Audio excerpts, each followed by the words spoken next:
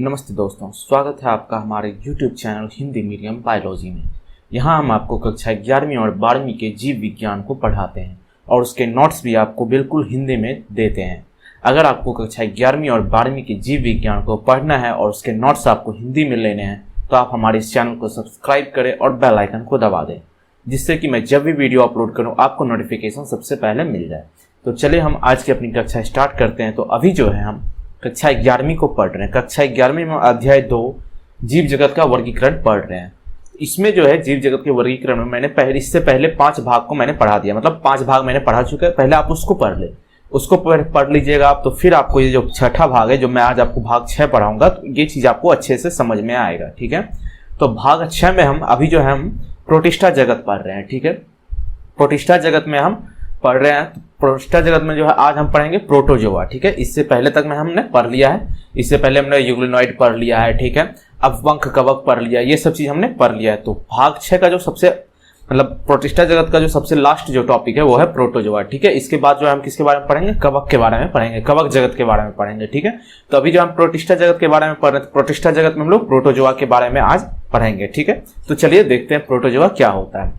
तो सभी प्रोटोजोआ परपोषी होते हैं। सभी प्रोटोजोआ क्या होते हैं, परपोषी होते हैं, मतलब ये खुद का भोजन स्वयं से नहीं बना सकते हैं। ठीक है, ये अपने भोजन के लिए जो किस पे होंगे आश्रित, दूसरों पे आश्रित होंगे। तो ये क्या हो गए, परपोषी हो गए। ठीक है, परपोषी हो गए।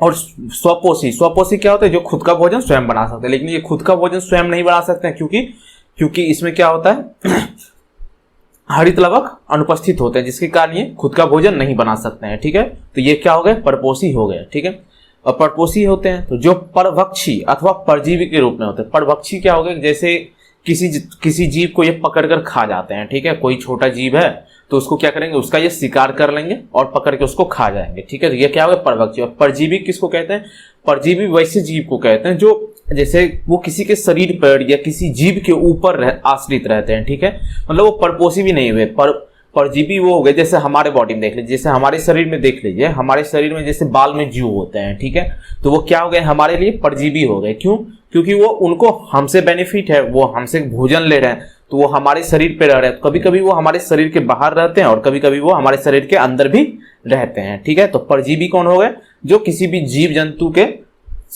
शरीर पे आश्रित रहते हैं। ठीक है, तो वो क्या हो गए, परजीवी हो गए। जैसे हम लोग के शरीर में जू हो गए। ठीक है, तो वो, या फिर आपने देखा होगा गाय भैंस के शरीर में भी कुछ कीड़े होते हैं, या लीच देखा होगा जिसको हम लोग जौक कहते हैं।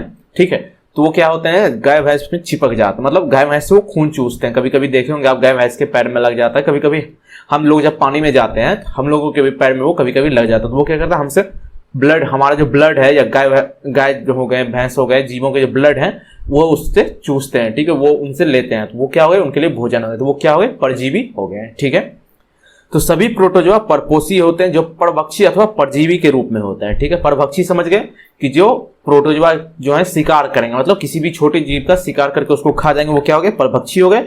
और परजीवी क्या हो गए, जो दूसरे जीव के ऊपर आश्रित रहेंगे, मतलब उसी के शरीर पे रहेंगे वो। अगर वो जीव खत्म तो वो भी परजीवी भी खत्म। ठीक है, मतलब परजीवी को जिंदा रहने के लिए कोई ना कोई शरीर चाहिए होगा, चाहे वो पादप का हो या चाहे वो जीव जंतु का हो। ठीक है, ये प्राणियों के पुरातन संबंधी है। प्रोटोजोआ जो है, प्रोटोजोआ को जो है प्राणियों के पुरातन संबंधी भी कहा जाता है। इन्हें जो है हमारा जो है प्रोटोजोआ जो है, प्रोटोजोआ को हमारा पुराने संबंधी भी कहा जाता है। ठीक है, ये प्राणियों के पुरातन संबंधी है। ठीक है, प्रोटोजोआ एक कोशिकीय यूकेरियोटिक विषमपोषी जीव है। ठीक है, प्रोटोजोआ क्या है, एक कोशिकीय जीव है, और ये क्या है, यूकेरियोटिक जीव है। जैसा कि मैंने आपको प्रोटिस्टा जगत में बताया था, जब मैंने प्रोटिस्टा जगत आपको पढ़ाना स्टार्ट किया तो उसमें मैंने कुछ कॉमन कैरेक्टर बताए थे। ठीक है, जो कि कॉमन सब चीज सभी प्रोटोजोआ में पाए जाएंगे। तो वहां मैंने आपको बताया था कि इसमें जितने भी जीव पाए जाएंगे प्रोटोजोआ में, वो क्या होंगे, यूकेरियोटिक होंगे। ठीक है, वे या तो मुक्त जीवित हैं या परजीवी हैं। ठीक है, इसमें जो भी होंगे, प्रोटोजोआ में जो भी जीव होंगे वो क्या होंगे, या तो मुक्त जीवित होंगे, मतलब फ्री रहेंगे, किसी को भी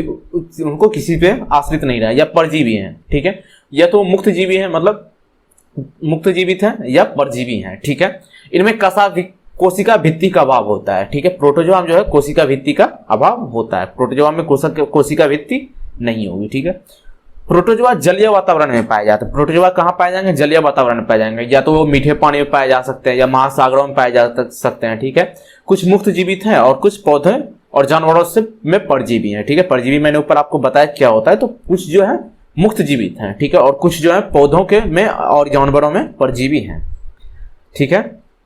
अब देखते हैं ये एक कोशिका होते हैं जिनमें यूकेरियोटिक कोशिका होती है, इससे पहले भी मैंने आपको बताया, ठीक है। चयापचय कार्य कुछ विशेष आंतरिक संरचनाओं द्वारा किए जाते हैं। चयापचय कार्य जो होता है जिसको हम लोग इंग्लिश में मेटाबॉलिक एक्टिविटी कहते हैं, ठीक है।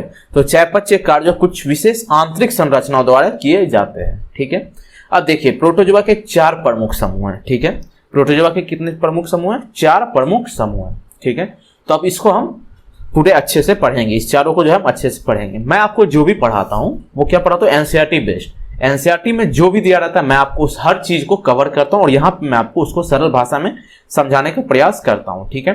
तो आपके एनसीईआरटी के हिसाब से ही मैं चलूंगा, ठीक है। तो अभी देखिए प्रोटोजोआ के 4 प्रमुख समूह हैं। तो पहला समूह क्या है? एनसीईआरटी के बुक में भी आपको दिया होगा, जो एनसीईआरटी का बुक आप पढ़ते होंगे जीव विज्ञान के, उसमें जो है आप देखिएगा जब प्रोटिस्टा जगत पढ़ रहे होंगे तो उसमें सबसे लास्ट में जो प्रोटोजोआ आता है तो उसमें दिया होगा प्रोटोजोआ के 4 प्रमुख समूह हैं, ठीक है। तो पहला क्या है? अमीबिया प्रोटोजोआ है। अमीबिया प्रोटोजोआ मतलब एमीबा जैसा प्रोटोजोआ होगा, ठीक है। जैसा कि एमीबा मैंने पहले बताया है, आपने क्लास 10th में भी पढ़ा होगा एमीबा क्या होता है, ठीक है। तो उसमें भी आपको समझ में आएगा एमीबा क्या होता है। तो उसी तरह से जो है अमीबा प्रोटोजोआ होते हैं, ठीक है। तो अमीबिया प्रोटोजोआ होते हैं। पहला क्या है? प्रोटोजोआ के 4 प्रमुख समूह में जो है पहला समूह क्या है? अमीबिया प्रोटोजोआ, ठीक है। ये जीव ताजे पानी, समुद्र के पानी या नम मिट्टी में रहते हैं, ठीक है। अमीबिया प्रोटोजोआ जो है ताजे पानी मतलब जैसे नदी हो गए, नहर हो गए, ठीक है, झरने, नदी नहर हो गए, ठीक है, इसमें रहेंगे, तालाब हो गए, इसमें रहेंगे, ठीक है, ताजे पानी में रहेंगे, और समुद्र के पानी में रहेंगे, ठीक है। कुछ जो है वो समुद्र के पानी में भी रहेंगे या नम मिट्टी में रहते हैं, मतलब नदी किनारे अगर नम मिट्टी है, ठीक है, या समुद्र किनारे नम मिट्टी है, ठीक है, तो वैसे जगह पे भी ये रहेंगे, ठीक है। तो अमीबिया प्रोटोजोआ कहाँ कहाँ रहेंगे? तो ये जीव जो है ताजे पानी में रहेंगे, समुद्र के पानी में रहेंगे या नम मिट्टी में रहते हैं, ठीक है।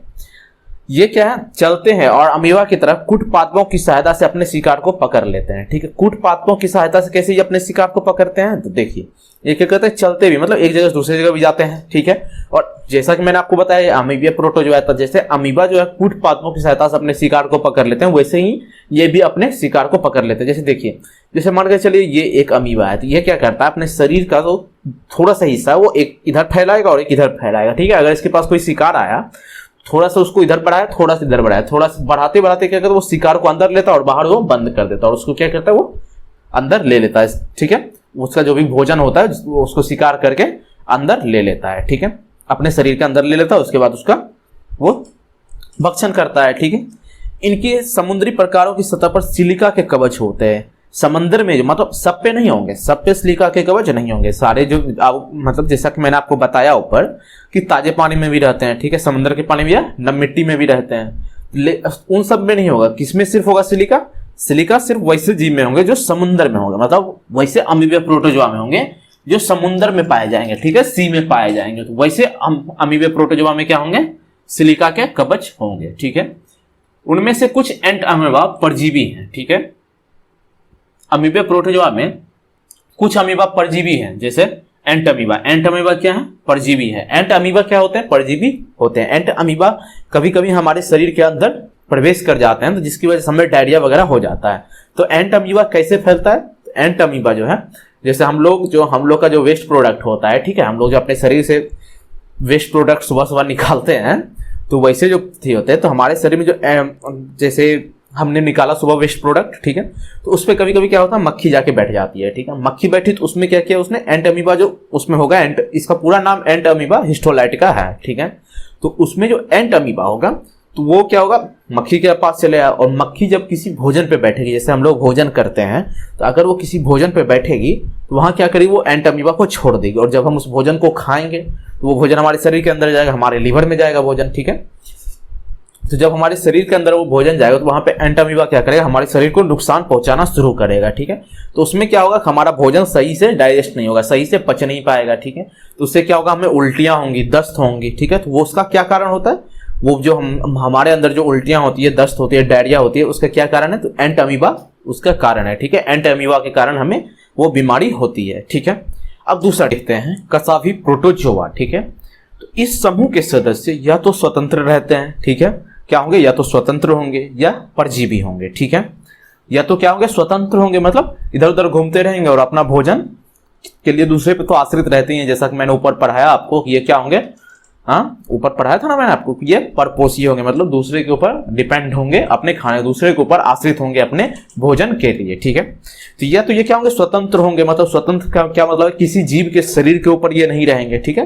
किसी जीव या किसी जंतु या पादप के शरीर के ऊपर नहीं रहेंगे, मतलब उनके ऊपर नहीं रहेंगे, ठीक है। ये घूमते फिरते रहेंगे, मतलब एक जगह से दूसरी जगह जाते आते रहेंगे और अपना भोजन करते रहेंगे, ठीक है। तो क्या होंगे, कसावी प्रोटोजोआ के सदस्य जो हैं ये क्या होंगे, या तो स्वतंत्र रहते हैं या परजीवी होते हैं, ठीक है।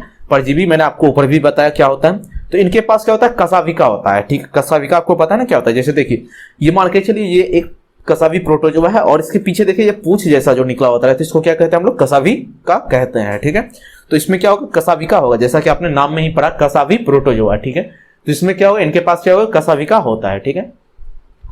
परजीवी कसावी प्रोटोजोआ बीमारी के कारण है, ठीक है। परजीवी कसावी प्रोटोजोआ क्या है, बीमारी के कारण भी है। स्वतंत्र प्रोटोजोआ जो कसावी प्रोटोजोआ जो स्वतंत्र रहते हैं उनसे हमें बीमारी नहीं होती, बीमारी किससे होती है, परजीवी से होती है।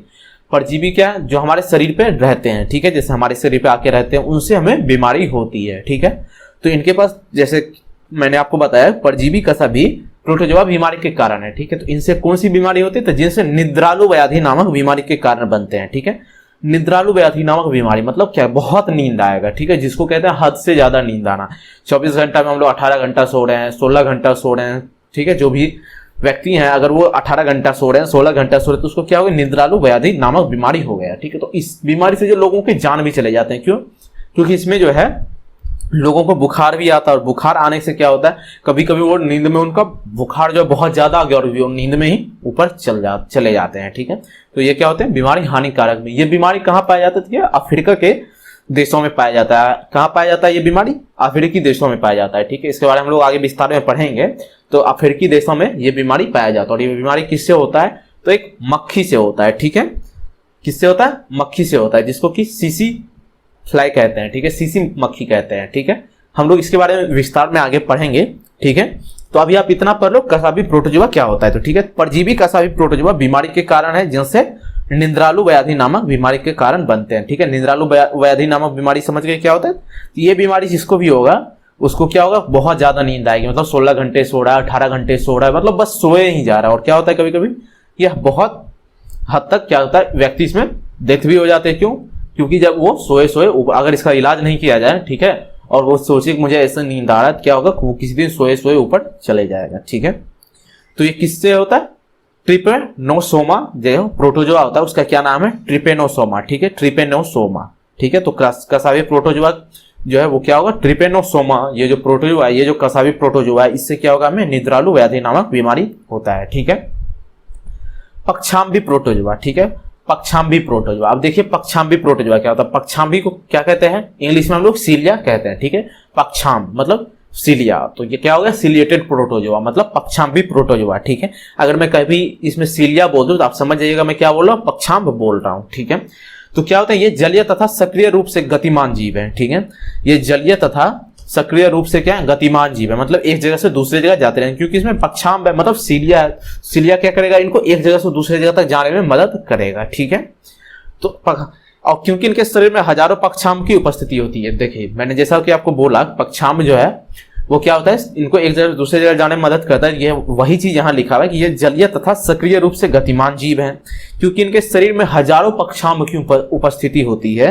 तो इनके पास, ठीक है, तो इनके पास ये क्षमता हो जाती है एक जगह से दूसरी जगह जाए, ठीक है।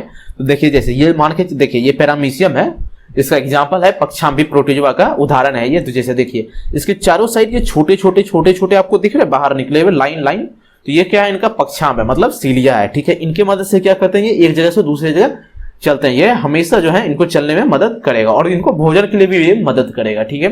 तो देखिए इनके पास एक गुहा ग्रासिका होता है जो कोशिका की सतह के बाहर की ओर खुलता है। जैसे देखिए ये देखिए, जैसे ये जो है ये क्या है, गुहा है, जिसको ग्रासिका भी कहते हैं। ये क्या होता है, कोशिका की सतह के बाहर खुलता है, ठीक है। और पक्षाम्ब का जो लयबद्ध गति है, मतलब पक्षाम्ब जो गति करते रहता है, मतलब जैसे देखिए ये इधर इधर घूमते रहेगा, ठीक है, ये घूमते रहता है, मतलब ये गति करते रहता है, ठीक है। और जब इसके पास, जैसे ऑब्वियस सी बात है ये पानी में रहते हैं, ठीक है, क्योंकि ये पानी वाले जीव है, तो ये पानी में रहते हैं, ठीक है। तो क्या होता है, जब पानी में जो इनका भोजन होता है, जब उनके पास आता है, तो ये क्या करता है, जो कसाभी है, मतलब जो पक्षाम्ब जो है वो क्या करता है, मूव करते रहता है, मतलब गति करते रहता है, ठीक है। तो जब कोई भी भोजन इनके पास आता है पानी के साथ, वो क्या कहता है, उसको गति करके जो है ये गुहा में जो है उसको भेजता है, ठीक है, और वो गुहा के थ्रू शरीर के अंदर चला जाता है, ठीक है, और उनसे क्या होता है, प्रेमेसियम को भोजन मिल जाता है, ठीक है। तो पक्षांबों की लयबद्ध गति के कारण जल से पूरित भोजन गलेट में चला जाता है, ठीक है। अब देखिए आखिरी प्रोटोजोआ, आखिरी जो प्रोटोजोआ है वो क्या है, स्पोरोजोआ है, ठीक है। स्पोरोजोआ होता है तो इसमें विविध जीव शामिल है, इसमें बहुत तरीके के जीव शामिल है, इसमें विविध जीव शामिल है जिनके जीवन चक्र में एक संक्रामक बीजाणु जैसी अवस्था होती है, ठीक है। सॉरी, इसमें क्या होगा, विविध जीव शामिल है, बहुत सारे जीव शामिल हैं, ठीक है, जिनके जीवन चक्र में जो पूरा उनका जीवन चक्र होता है उसमें एक समय पे ऐसा होता है कि इनके अंदर क्या होता है, संक्रामक बीजाणु जैसी अवस्था होती है, मतलब संक्रामक बीजाणु होती है, जैसे मैं आपको भी आगे बताऊंगा। सबसे जो है इसमें जैसा कह लीजिए कि इसमें सबसे हानिकारक जो क्या है, प्लाज्मोडियम है, तो ठीक है। तो प्लाज्मोडियम क्या करता है, हमारे अंदर मलेरिया परजीवी है, मतलब प्लाज्मोडियम अगर हमारे शरीर के अंदर जाता है उससे क्या होता है, हमें मलेरिया होता है, ठीक है। तो जो मलेरिया का कारण बनता है, ठीक है, जिसका मानव आबादी पर एक चौंका देने वाला प्रभाव होता है। मानव आबादी पर क्या होता था, इसका चौंका देने वाला प्रभाव होता था। क्या होता था, दवाई जो है इसका कब बना था, 1936 के बाद बना था, ठीक है। तो 1936 ईस्वी से पहले जिसको भी मलेरिया होता था वो क्या होता, तो उनका मरना तय होता था, ठीक है, उनकी मृत्यु होती ही होती थी, ठीक है। तो मलेरिया किसकी वजह से होता है, तो मच्छरों की वजह से होता है, ठीक है, हम ये जानते हैं मलेरिया मच्छरों की वजह से होता है, ठीक है। तो मच्छर दो प्रकार के होते हैं, मादा और एक नर मच्छर, ठीक है। तो नर मच्छर जो वो हमें बिल्कुल नहीं काटते हैं, ठीक है, नर मच्छर हमें बिल्कुल नहीं काटते हैं, काटती कौन है, मादा मच्छर काटती है, ठीक है। कौन मच्छर काटेगी, मादा मच्छर हमें काटती है, ठीक है।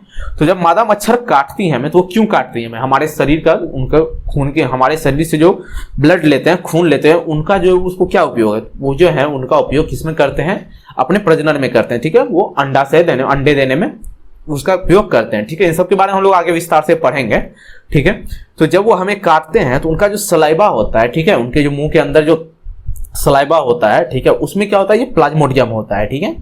प्लाज्मोडियम क्या होता है, वो मतलब बस कैरियर है, मतलब वो प्लाज्मोडियम को एक जगह से दूसरी जगह ले जाने का काम करते हैं, वो उसके मतलब उनके कारण नहीं होता है, बस प्लाज्मोडियम जो है उनके सलाइवा में, उनके जीवा में पाया जाता है, ठीक है। तो जब वो हमें काटते हैं तो उसके थ्रू क्या होता है, प्लाज्मोडियम हमारे शरीर के अंदर चला जाता है, ठीक है। और फिर जब वो हमारे शरीर के अंदर जाता है फिर वो हमारे शरीर में क्या करता है, अपने आप को बढ़ाता है, ठीक है, और क्या करता है, हमारे अंदर मलेरिया काउच करता है। तो मलेरिया में क्या होता है, ये क्या करेगा, हमें जब ये हमारे शरीर के अंदर बढ़ने लगेगी, इसकी संख्या हमारे शरीर के अंदर बढ़ने लगेगी, तो ये क्या करेंगे, हमारे अंदर क्या होगा, हमें ठंड लगेगी, ठीक है, बुखार आएगा, हमें सर में दर्द होगा, ठीक है। तो ये सब बीमारी, मतलब ये सब होता है इस बीमारी में, ठीक है, सर दर्द होगा, आपको ठंड लगेगा, फीवर आएगा, ये सब बीमारी होगा। तो लेकिन इसकी दवाइयां भी है, जब हमें ये दवाइयां दी जाती है, ठीक है, तो उससे हम ठीक हो जाते हैं, ठीक है। जैसा कि अभी कोरोना काल चल रहा था, तो पिछले साल आपने देखा होगा, ठीक है, मलेरिया वाला जो दवाई था, ठीक है, मलेरिया वाला दवाई जो था क्या था, क्लोरोक्विन, जिसको हम लोग हाइड्रोक्सोक्लोरोक्विन कहते थे, ठीक है। तो आपने देखा होगा जब कोरोना स्टार्ट हुआ था, ठीक है, तो उस टाइम जो हाइड्रोक्सोक्लोरोक्विन के लिए बहुत मारामारी हुआ था, ठीक है। क्लोरोक्विन क्या है, तो इसका जो जेनेरिक नाम हो गया, ठीक है। आप कभी भी मलेरिया का दवाई डॉक्टर कोई देता है आपको, तो उस पर देखिएगा क्लोरोक्विन लिखा हुआ रहता है, ठीक है। तो इसका जो हम लोग हाइड्रोक्सोक्लोरोक्विन भी कहते हैं। तो हाइड्रोक्सोक्लोरोक्विन जो पिछले साल है, जिसकी वजह से बहुत सारा जो है मतलब बहुत ज्यादा परेशानियां, मतलब हाइड्रोक्सीक्लोरोक्विन के लिए जो बहुत ज्यादा मारामारी हुई थी पिछले साल, क्यों, क्योंकि ये कोरोना के इलाज में काम में आ रहा था, ठीक है।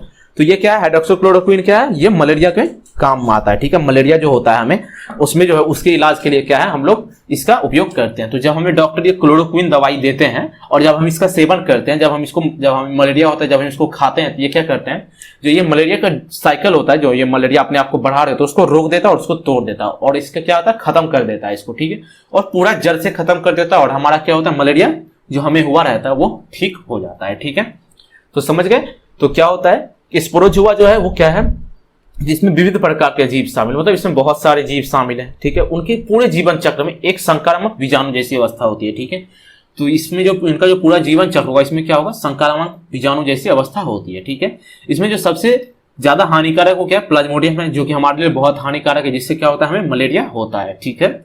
और मलेरिया को रोकने के लिए हम कौन सा दवाई का उपयोग करते हैं, क्लोरोक्विन, ठीक है, ये जेनेरिक नाम है, और दवाई जो है जैसे हाइड्रोक्सीक्लोरोक्विन का उपयोग हम लोग करते हैं, ठीक है। तो इसका कब हुआ था खोज, 1936 के बाद ये आया था, ठीक है। और ये क्या है, एक पेड़ है, ठीक है, उसके छिलके से मिलता है, मतलब बहुत सारे जो दवाइयां हैं वो किसी ना किसी पेड़ पौधे से ही मिलते हैं, पादप से मिलते हैं, तो उनके छिलके से मिलते हैं, ठीक है। तो इन सब के बारे में हम लोग आगे विस्तार से पढ़ेंगे। आज जो है हमारा प्रोटिस्टा जगत जो है खत्म होता है, ठीक है। प्रोटिस्टा जगत के सारे टॉपिक जो है आज यहाँ पे खत्म होते हैं, ठीक है। इसके बाद हम क्या पढ़ेंगे, इसके बाद हम पढ़ेंगे कवक जगत को, ठीक है। तो आज की क्लास हम यहीं तक रहने देते हैं, ठीक है। उम्मीद है कि आपको हमारा क्लास ये अच्छा लगा होगा। मैंने जो आपको समझाया वो सारी चीजें आपको समझ में आई होंगी। अगर आपके मन में कोई प्रश्न है, ठीक है, कोई सुझाव है कि मुझे कैसे पढ़ाना चाहिए, ठीक है, तो ये सब बात आप कमेंट सेक्शन में लिख सकते हैं। मैं कमेंट सेक्शन चेक करता हूं और मैं उसका रिप्लाई देने का कोशिश करूंगा। आपके मन में कोई भी सवाल है, ठीक है, कोई भी डाउट है आपके मन में, तो आप हमें कमेंट सेक्शन में पूछें या फिर आप डायरेक्ट हमें इंस्टाग्राम पे मैसेज कर सकते हैं। इंस्टाग्राम का लिंक आपको कमेंट डिस्क्रिप्शन बॉक्स में मिल जाएगा, ठीक है। तो चलिए तब तक के लिए बाय। अगर आपको मेरे द्वारा पढ़ाया गया आज की क्लास अच्छी लगी तो आप हमारे इस वीडियो को लाइक करें, चैनल को सब्सक्राइब करें और अपने दोस्तों के साथ भी वीडियो को शेयर करें ताकि वो भी अच्छे से पढ़ पाए, ठीक है। मिलते हैं अब कल, और कल हम लोग क्या पढ़ेंगे, कवक जगत के बारे में पढ़ेंगे, ठीक है। तब तक के लिए बाय।